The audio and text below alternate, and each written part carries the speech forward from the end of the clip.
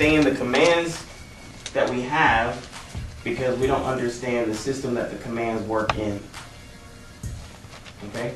So we are given principles, and these principles work within a system. And of course, this system is called the kingdom of heaven. And so we don't understand the principles and why the principles don't work because we don't understand the system. It would be very arrogant of me to sit there and say, oh, I know the kingdom, because that is not true. There's not a person in the world that be like, hey, I know it all when it comes to the kingdom. It is just it is so vast. It has so many facets. You know, I talk to theologians and philosophers, and everybody be like, I don't know. Here's the principle. The principle is we have two rams, death and life. So we got death up there, and then we draw a line, and then we have life on the other side. Right? Boom, life on the other side. Right? This is a simple concept. When we keep a Torah command, we enter to the ram of what? Life. That's all you need to write. You don't need to write nothing else. You're cool. When we write a Torah command, we enter the realm of life. When we break a Torah command, we enter the realm of what? Death. That's simple, right? That realm of life is called the kingdom of heaven. All right, and it consists of provision, blessing. Okay, provision and blessing. And so automatically, I know that when I keep the Torah command, I am blessed and tap into the life of the principles. Right. And you're like, man, how they doing that? And that's what Ecclesiastes was presenting us. He said, man, you look at this, you look at that, and they rocking it, and they rocking it. They're working the principles. And then he said, then he goes even further. He says, you know, and you have the principle of the seed. If I sow a seed, it will produce. It's just designed to do that. He said, but at the same time, sometimes it just don't work. He said we don't ever add the principle of chance in there. That in the end, Elohim is the decider of all. Can I get a witness for everybody who is anti-baths? Anybody against bathing? Okay, only one. So you're against bathing, all right? But even if you're against bathing, when you do bathe, do we bathe and be like, oh yeah, this is Jesus. This is the soap. This is the soap of Jesus on me. You know, the Torah told me to take a shower this morning, so I'm saying, no, we bathe in the ritual application of bathing. Right. Now I can bathe in the spirit. Now you say, how do you do that? Well, I recognize that the water that's coming over me is the Hayim, the living water of Yeshua. And Yeshua said, I am the Hayim, the living water. And now I connect what is ritual now with the spirit. All right? But if I just do the letter of it, well, I still get the blessing of hygiene. Yeah. And so you can do principles in the letter of the principles and still get the blessings of the letter of it. Now, the kingdom of heaven is now when we take the letter and connect it with Yeshua, and we get into the spirit of it. And that's why Yeshua kept saying, the kingdom of heaven is at hand, Harbah, right here, apparent, in your face. You could grab it. It's attainable. It's intimately close. You guys are gotten this letter thing, but you guys are missing the spirit of it. There's multiple ways of dying. We have the spiritual death, and we have the natural death. He told social death, economic death. Yeah. A lot of things could die. In those judgments, you know, well, you made Mallory do this, but why I don't gotta do it? Well, you let her get away with that, but why can I get away with it? Because judgments are necessary and judgments are practical from individual to individual. My curse may not be like your curse. My judgment may not be like your judgment. And the justice of it is that he's a just Elohim, and he decides who gets a flat tire and who gets a transmission to drop. So this is in that word paradise. I mean, this is in that word Eden.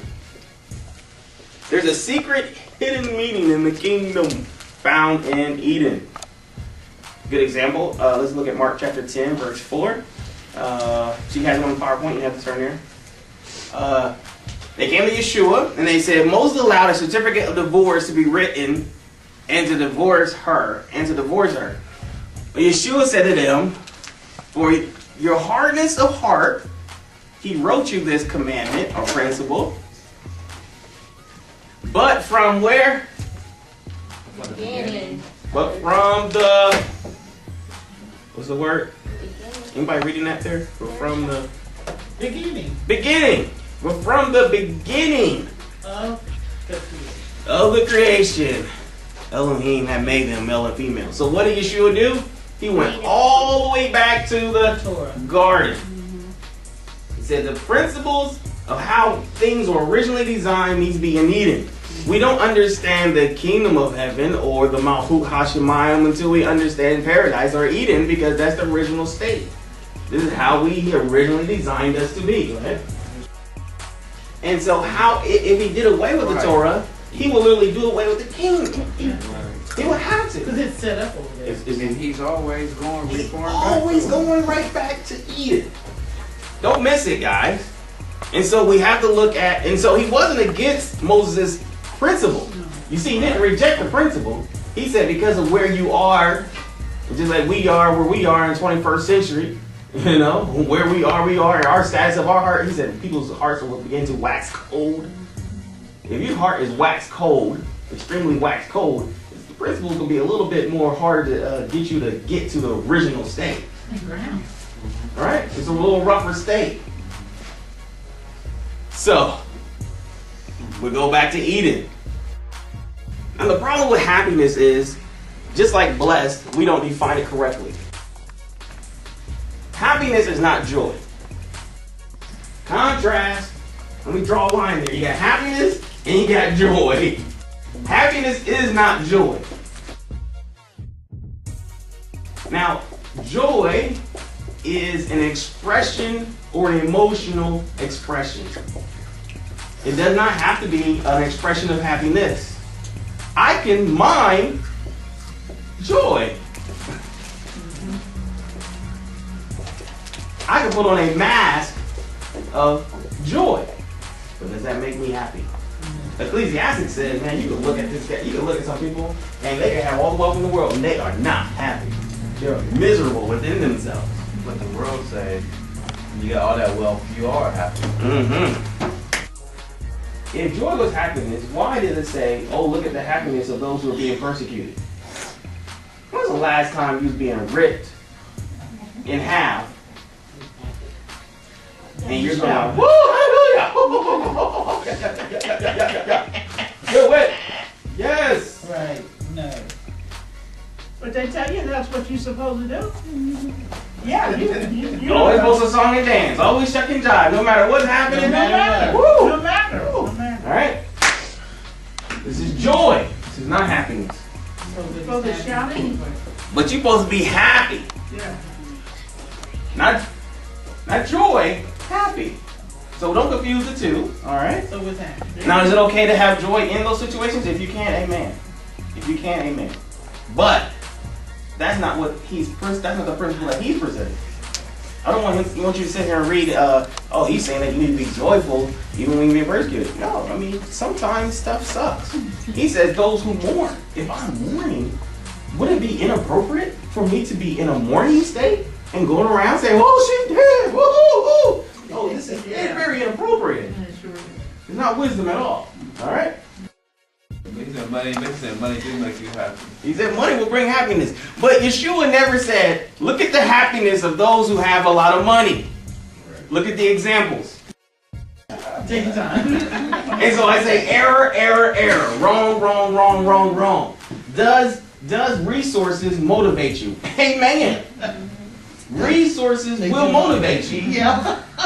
But Proverbs even goes this far and says, I know a man who had the resources, the goodness and the wealth of it. This is Proverbs 14, maybe? 19, right? He says, who had the resources, who had everything that he wanted, right sitting on his lap. He said he tasted it one time and it was good, but yet he was too lazy to bring it back. See, that's the verse. The verse says he was too lazy to bring it back to his mouth. It didn't say that he wouldn't bring it to his mouth. It said back to his mouth. That means he tasted it before and it was good, but yet he was too lazy to taste it again. So it don't matter if you have the resources, because you have them sitting right there in front of you. You just might be too lazy. You gotta work on. Take advantage of it. So resources don't motivate, but if you're just lazy, you're just lazy. Joy can be an expression of happiness, but it is not an affirmation of happiness, because it is an emotion. I can give an emotion of sadness. You guys should show me an emotion of bored, but you guys can actually be very intellectually stimulated. Delighted, pleased, or glad. Man, don't miss this. Don't miss this. You guys gotta see these wordplays, man. These wordplays are sweet. He said delighted, pleased, or glad. What's the rest? And delightsome. All right? No. Follow me, Alicia. I need you to put this up. All right. The word Eden, we know Eden is what? The Malchut HaShamayim. Give me a mm-hmm. All right? Eden is the Malchut HaShamayim. The word Eden means delight, pleasure, happiness. Oh, okay, right back to the beginning. It means paradise. It is a word called dominion. How many times have we heard Christians use this verse to prove that we have a right to prosperity? Yeah. All right? Yeah. I'm just going in. I'm just hitting them all today, aren't I? I'm just a jerk. Yeah. And so, Knock it out. dominion, all right, and I have a definition there, means mastery. Throw it up. Mastery, lordship, rule. Am I going too fast? Rule, control, have power over, and to manage. Now don't get it. Whew, help me out. We're going to get a little resistance. I want everybody to hold your comments till I get through. We're going to go into a little resistance area. Write down your questions or your statements, and then you hit it when we're done. But right now, we're going to dig into some issues of the heart. Every man, whether they like it or not, is designed with this nature. I need to master and lord over my neighbor. And it is not because we like it, but it's because it's the way we are designed. This is your instinctive, innate nature. From the beginning of creation, even after the fall, Elohim never went back and said, I'm going to redesign and restructure their DNA so they don't have the desire anymore to have dominion. And so every time we look at principles and we say stuff like the Malchut HaShamayim or the kingdom, right? The first thing we want to do is make it a lordship, a mastery system of rule and control. We set up congregations and it's a lordship, mastery, rule, and control. Power. We go to jobs and it's a mastery, a lordship, rule, and control. We have relationships and it's a mastery, a rule, and control. No matter what, we can't get around this instinctive, innate nature to have dominion. It's in us. Now you can say, I'm not like that. I'm just a nice servant at heart. Great. But the dominion is in there. Okay? Sprego. It's in there. That's how you're designed. Now let me read to you the mechanical translation of Genesis chapter 26. All right? And it's going to open up some things to you. Verse 26. Yeah, Genesis 1:26. Yep. Oh, 1 and 26. 1 and 26. I apologize. 1 and 26. Okay. The mechanical translation says, and Elohim said, let us make a human in our image. Like our likeness, and he will rule in the swimmers of the seas, and in the flyers of the sky, and in the beasts, and in all of the land, in all of the treaders, and treading upon the land. He never changed the way he created. What changed was, anybody know what changed? I'll tell you what changed. What changed was our status of what we walked in. When we transgressed, we went from a realm of life to a realm of death. But we still was created with that nature as humans to have dominion. Did anybody read everywhere it says, I'm going to take away dominion and I'm going to take away your nature to have dominion? Okay? He changed the status of how that ground produced. He changed the status of how you related with your wife and how she related with you. Remember, in the beginning, Adam and Eve, it was equitable. And I said this one time amongst a table of rabbis. Oh no, blah blah blah. I said, man, you can't tell me that you're supposed to have equity with your wife. No, there ain't supposed to be no equity. It said the order is God, man, then woman. I said, that's great, but you still need to have equity with your wife. Equity does not mean that there is no structure. Equity means that you are in agreement. The only time I need to rule over my wife, you shall rule over him or he shall rule over you, is when there is an inequity. When there's an inequity, who makes the choice and say who goes where and what goes what? Who gets the final word? That's when the order comes in. Okay. That's when I say, hey, I'm man, and what I say goes. Then you bring it back to equity. Now her option is, I don't agree with that, and she leaves. But when we become inequitable, that's why we have ruleship. It's not to have power control. All right, good.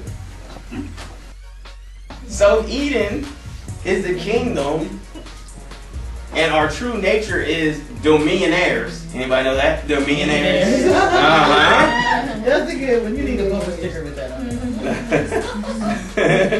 Dominionaires. Yeah, that's Canton Jones' new CD. Dominionaires.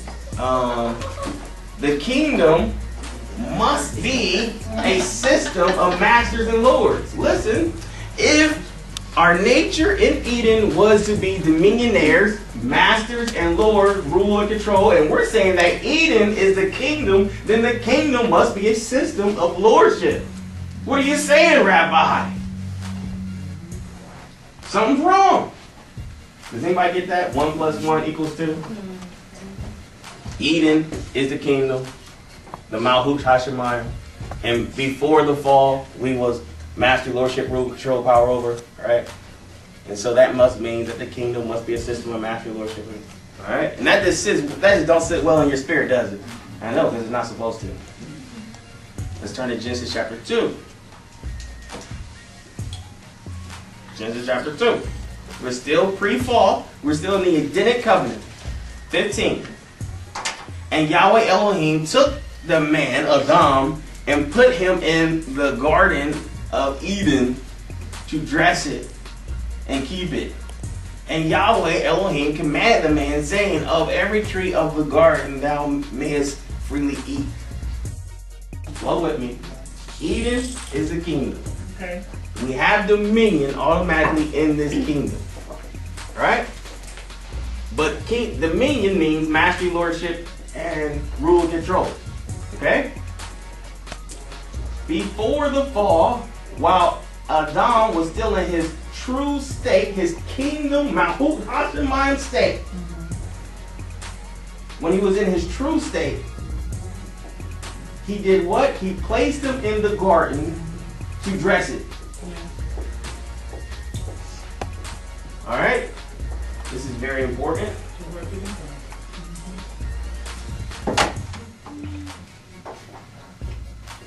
You got it. Dress it.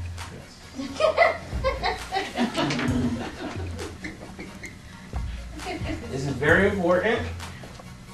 We was talking about this last week, right? Is Ayin, Bet, and Dalet. Okay?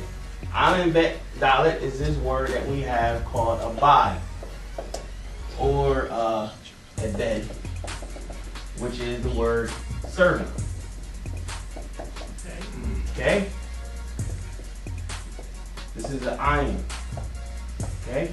This is my generic olive. Okay? Olive, Bet, Dalet, is the same word, abad. Everybody with me? Abad is the word servant. But when we change this front letter to an olive, not an Ayin, both letters are silent letters. Okay, so the pronunciation is the same. But when we change it from an olive to an Ayin, we have two different meanings. Because this word right here means to destroy. It also means iniquity. Alright? It means having no way of fleeing. You can't escape it. There's no way to run from it. The difference between the two is this letter ayin. This letter ayin has the word picture means to know. Okay? It's an eyeball. You see it. This means strong. You don't see it. Man, this is good stuff. So when we're talking about the word dress, they use the word with ayin, not abad. He said he put him in the garden so that he can serve it. Get out of here, man. I don't know, maybe I'm just too excited. The mechanical translation says, and Yahweh, Elohim, took man and caused him to be deposited in the Garden of Eden to serve her and guard her. Ow! Killing me! Ow! Your excitement is exciting me. Man, it's killing me! It's killing me! It's killing me, man! Alright, so check this out, because we're talking about the kingdom. Right. Alright? So even though, listen to the verbiage, even though she is, we're talking about Eden, even though she is my source of pleasure, delight, and happiness, I'm called to serve her and guard her. She wasn't even created yet. Eden! Eden! The Malchut HaShamayim. Right? And so you see the connection with the wife. He already connected it. He loved it. White in the head.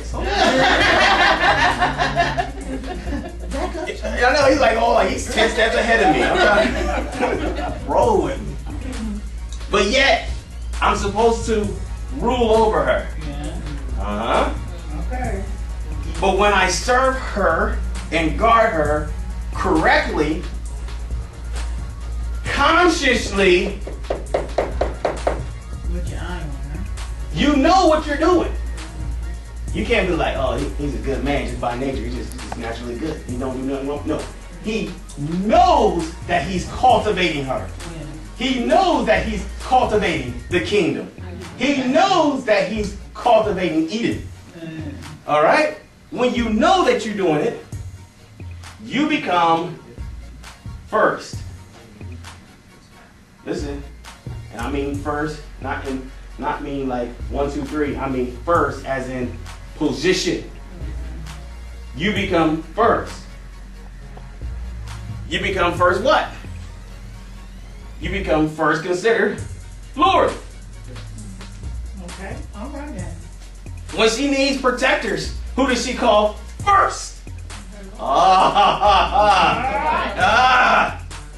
When she needs someone to cultivate her, who does she call first? The Lord. The one who has... Oh, come on. I am her Lord. Okay?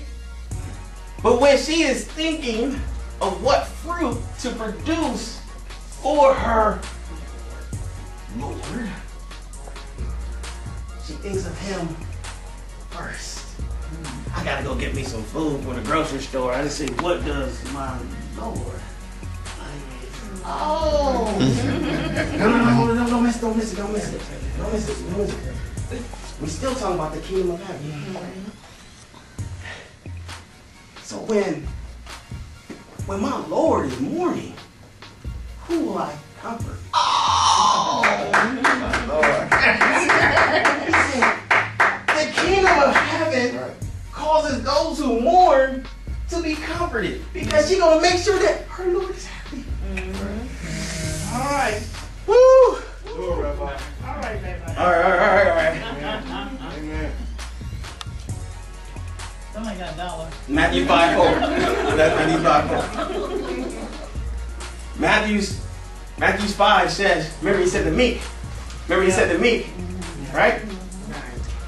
He said, what does it say about the meek? Go ahead, you got that? What does it say about the meek? Blessed are the meek, for they shall inherit the earth. Listen to what he's saying. He's saying, when I handle her with the correct temperance, Okay. I shall receive and enjoy her earthly and spiritual blessings.